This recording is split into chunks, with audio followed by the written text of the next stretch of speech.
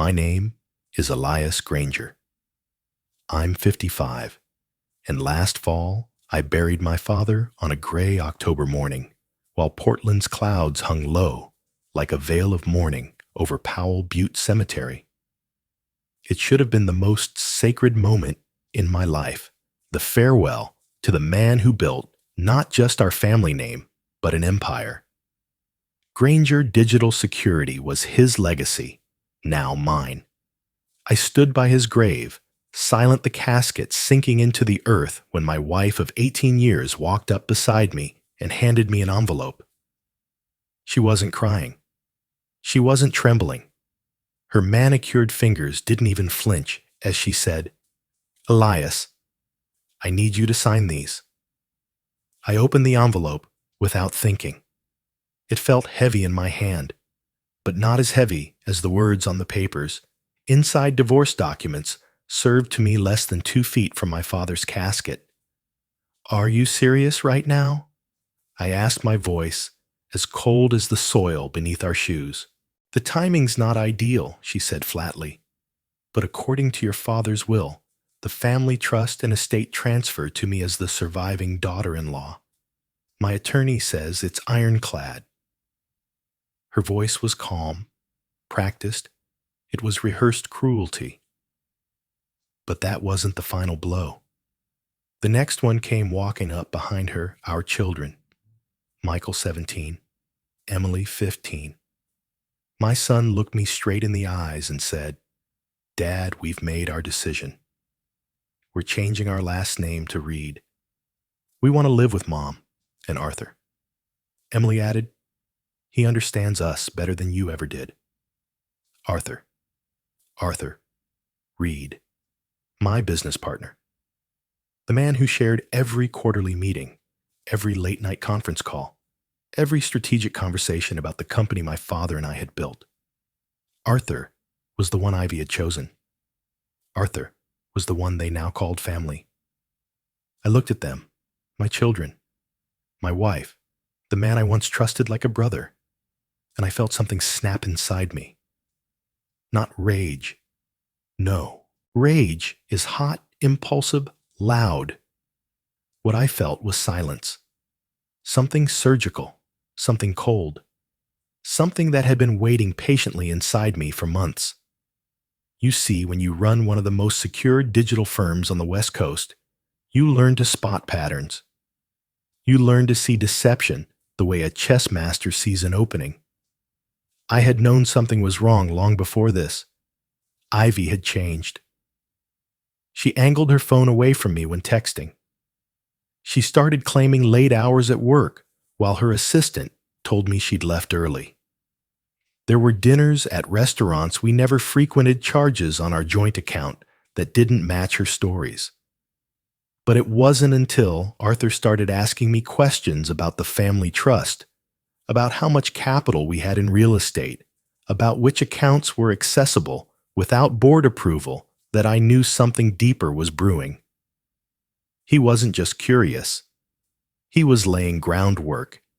He was mapping the battlefield. But the moment they stood beside my father's grave and announced their betrayal, as if it were a press release, that's when I stopped pretending I didn't know. I let the weight of the betrayal settle. I didn't flinch.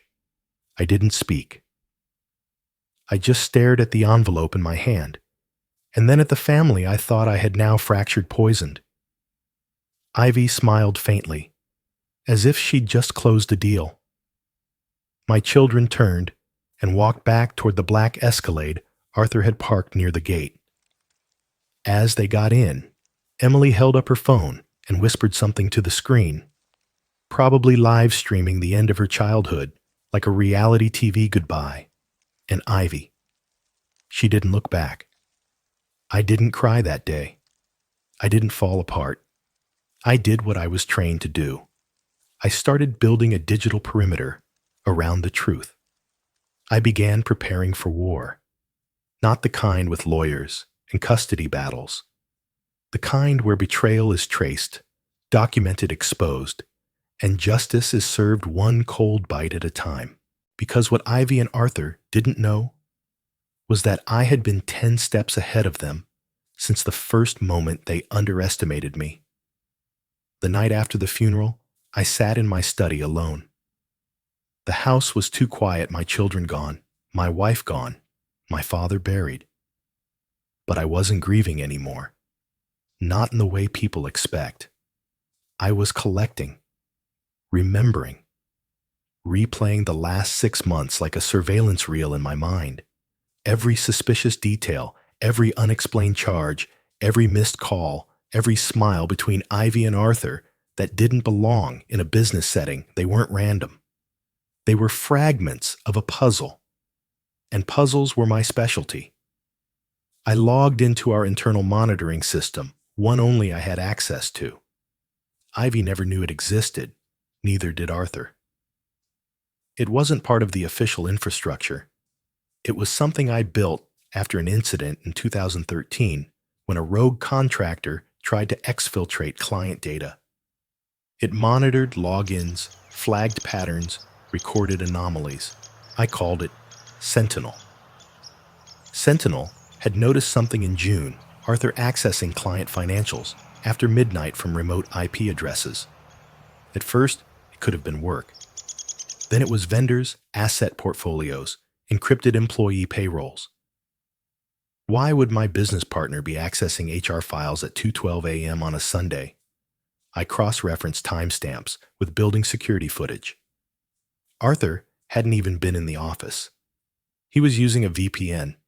Rookie mistake, I built the VPN myself, and every connection left a fingerprint. From there, I linked the activity to his home network, and sometimes more disturbingly, to an IP address located inside the Heathman Hotel. I didn't confront him. Not yet. I needed confirmation.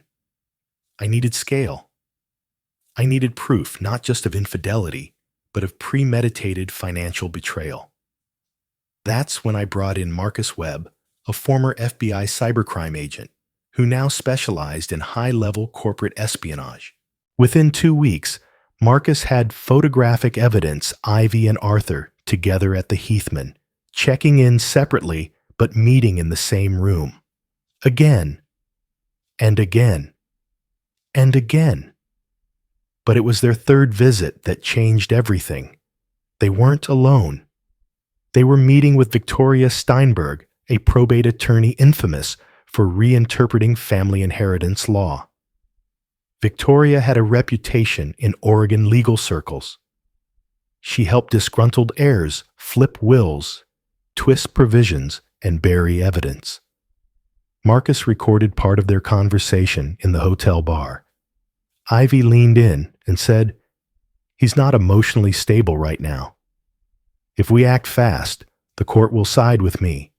His father wanted me to have everything. I just need you to make that clear." That's when I knew I wasn't dealing with a cheating spouse. I was staring into the eyes of a coordinated corporate coup. Ivy wasn't just leaving me. She was engineering a full transfer of wealth, image, and power. And Arthur, he was the architect. They wanted my company, my legacy, my children, everything. But they made two critical mistakes. First, they underestimated my access. Ivy believed her private chats with Arthur were safe. She forgot the company paid for her business phone. And by policy, everything on our business network was backed up to our secure servers. Every single text, message, second they moved too soon. In August, I discovered a secret document submitted to our board's legal counsel. Arthur had quietly filed a motion questioning my fitness as CEO, citing emotional instability due to grief and requesting temporary control of Granger Digital Security during a leadership transition. Attached to the motion was a forged letter supposedly written by my dying father, naming Arthur as interim fiduciary consultant. My father hadn't written that letter. And if he had, he would never have used words like interim fiduciary consultant. That was pure Arthur MBA jargon, dressed as legal strategy. I froze. These weren't desperate moves. These were calculated crimes. Ivy and Arthur had forged legal documents, tampered with internal data, and manipulated the court system, all while using my dying father as leverage. It was no longer personal. It was federal. Still, I said nothing. My poker face never cracked. At family dinners, I nodded politely. At board meetings, I kept my voice measured. Ivy thought I was slipping into depression. Arthur believed I was too distracted to notice the walls closing in. But what they didn't see was the firewall I had built behind their backs. My attorney, Patricia Morrison, a bulldog in a blazer, was working with me in silence. I had begun moving personal assets offshore, documenting every irregularity and preparing to launch an internal forensic audit so meticulous, so complete, that not even God himself could deny what was coming next. I didn't want revenge. I wanted exposure. And I knew exactly how to bait the trap. The funeral was on a Thursday. By Monday morning, the silence was over. That was the day they made their first real mistake. At exactly 7:06 a.m., Janet Kim, my company's CFO, and one of the few people I still trusted, walked into my office with a printed transaction slip in her trembling hand. "Elias," she said, locking the door behind her, "we've got a problem." Over the weekend, someone had initiated a $2.3 million wire transfer from our operating account to a newly registered offshore firm, Pacific Strategic Consulting LLC, based in the Cayman Islands. The timing Saturday, 2 days after my father's funeral. The initiator, Arthur Reed. His digital signature was clean. His device was verified. But what he didn't know was that I had installed a tracer system 3 weeks earlier on all sensitive transaction endpoints. Every transfer above $50,000 was now routed through a shadow log only I could access. "Janet," I said, "freeze all external transfers. Call the bank and request a 48-hour hold on anything above 50 grand. Tell them we're conducting an internal security audit." She nodded, but paused. "Should I notify Arthur?" "No," I said slowly. "Let's see how he reacts when the money doesn't move." He reacted by storming into my office at 10:15 a.m. Face-flushed tie, crooked composure, broken. "Elias, what the hell is going on with our banking systems?" he snapped. "I have a time-sensitive consulting contract that needs to be funded today, and the bank's stonewalling me."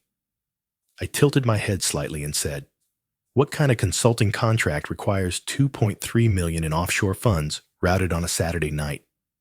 His mouth opened, closed, then again.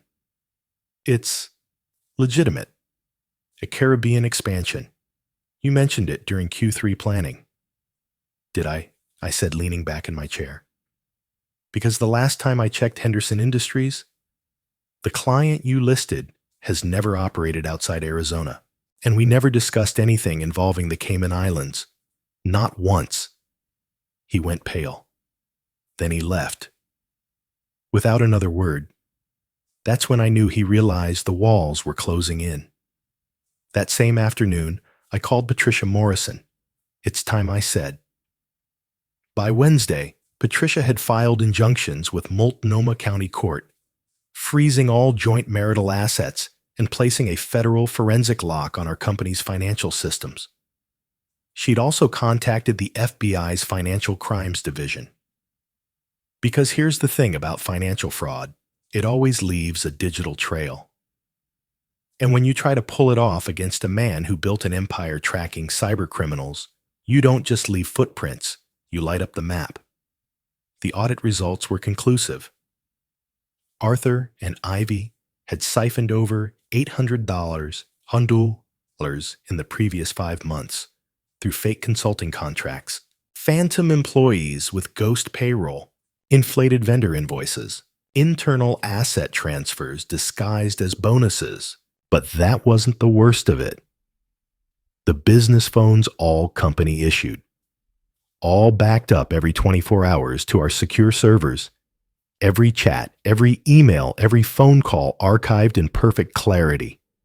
In one thread, Arthur wrote, "Old man Granger's practically checked out. Ivy's got him wrapped.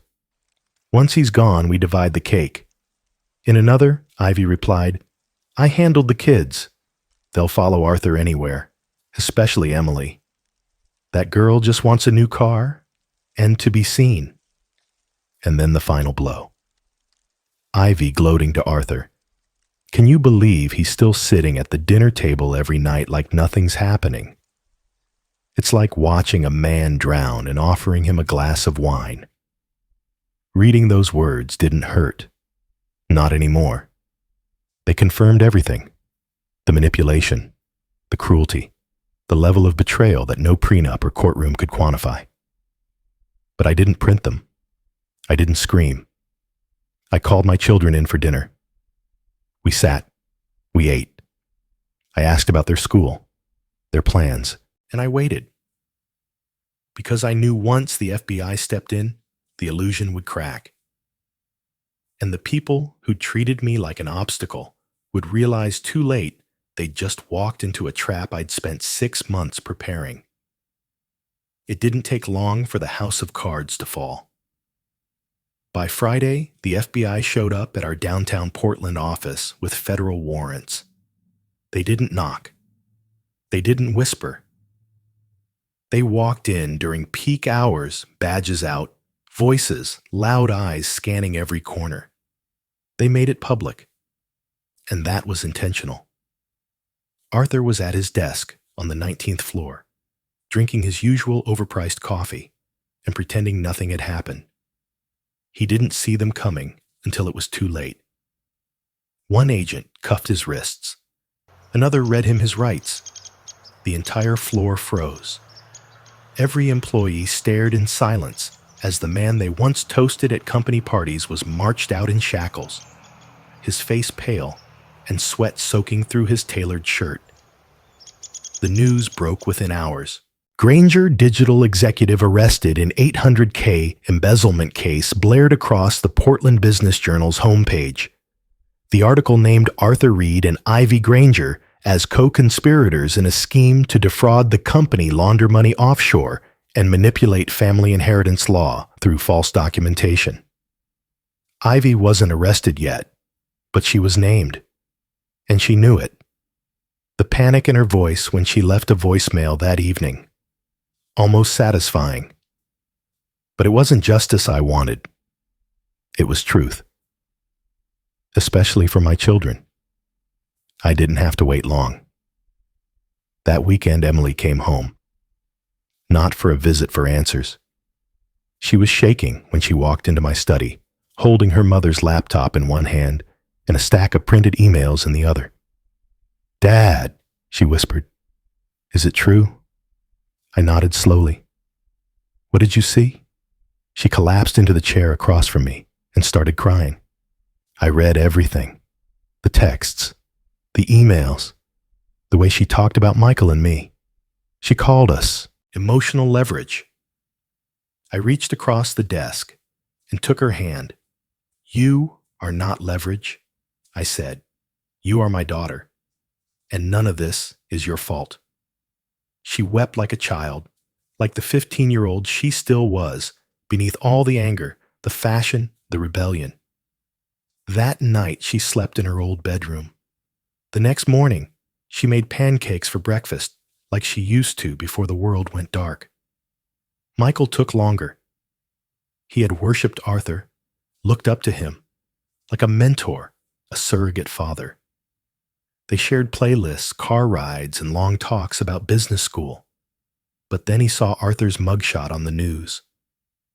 He watched the clip of the arrest over and over, and something inside him cracked. On Tuesday, he showed up at the office, hands in his pockets, eyes down. I met him outside the elevator. "I didn't know Dad," he said. "I swear, I didn't know." I put a hand on his shoulder. Neither did I. Not at first. We didn't hug. Not then.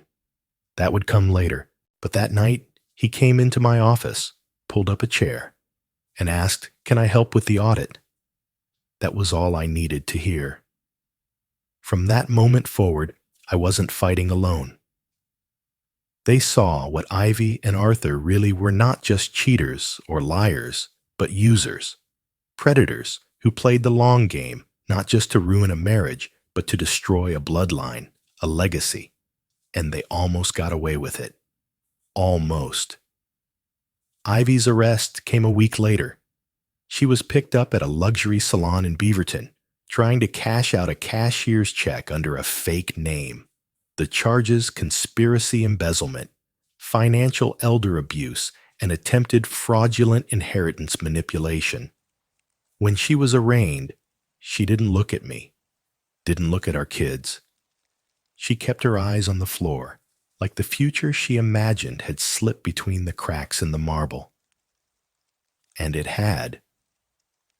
Emily refused to visit her. She made her choices, my daughter said. She chose to burn this house down. We're the ones rebuilding it. Michael nodded in agreement. I wanted to hate Ivy for everything she did, for every word she used to twist our children against me. But hate is useless in the face of victory. And I was winning, not out of vengeance, but because the people she tried to steal had chosen to come back. The courtroom smelled like pine wood and old secrets. 6 months had passed since the funeral, since the betrayal, since the children came home and the dust had begun to settle. But justice takes time, and now, finally, it had arrived. I sat quietly in the gallery of the federal courthouse in downtown Portland, dressed in the same suit I wore to bury my father. Except this time, I wasn't